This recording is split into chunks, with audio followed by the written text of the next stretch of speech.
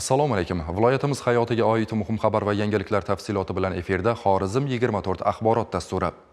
Abu Rayhon Beruniy nomidagi Urganch davlat universitetida Talaba Expo 2025 kasb ko'rgazmasi tashkil etildi. O'zbekiston Milliy banki, Oliy ta'lim, fan va innovatsiyalar vazirligi, Xorazm viloyati hokimligi, Yoshlar ishlari agentligi va Savdo sanoat palatasi bilan hamkorlikda tashkil etilgan tadbir viloyatimizdagi oliy ta'lim muassasalari bitiruvchi talabalarni nuqtada birlashtirib, bandligiga zamin yaratdi. Jarayonlardan muxbirimiz xabar beradi. Davlatimiz rahbari yoshlarga doimo ishonch bildiradilar va 3-Renessans poydevorini quradigan yoshlar deya ishonch bildirayotganliklarini biz har bitta nuqtalarda ko'rishimiz mumkin. Aynan Xorazm viloyatida tashkil etilgan Talaba Expo 2025 bandlik ko'rgazmasi bu yo'nalishdagi ishlarning dabbochasi desak mubolag'a qilmagan bo'lamiz. Aynan ko'rishingiz mumkin, mana shu Xorazm viloyatida tashkil etilgan bu ko'rgazmada 130 dan ortiq tashkilotlar tomonidan 1300 dan ortiq ish o'rinlari ham tashkil etilgan, bu esa ularni bandligiga zamin yaratishi shubhasiz.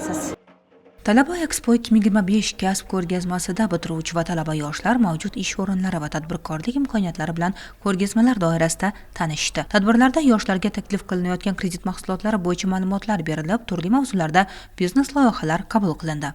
Kelajakka qadam dasturida kredit olib 1 milliard miqdorda o'zimning tadbirkorligimni boshladim. Tadbirkorligim xizmat ko'rsatish sohasida bo'lib, hozirda 8 ta ish o'rni yaratilgan. O'zimizning universitet talabalaridan ham bor. Qo'shimchasiga yana Milliy bank bilan ishlashib turib, yana ish o'rnini ko'paytirmoqchimiz.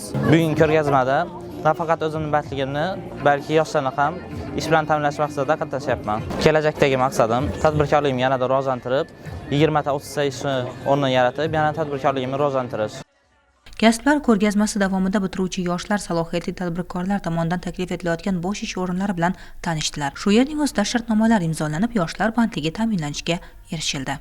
Jizzax viloyatini Dashtobod shahrida zavod tashkil etildi.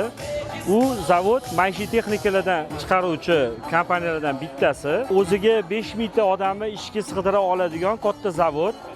Shu maqsadda respublikamiz bo'yicha Xorazm viloyatidan katta yarmarka tashkillashtirib berdinglar. 2 soat ichida talabalar o'z qiziqishini bildirishdi. 50 ta talabani suhbat asosida hujjat taqdim qildim.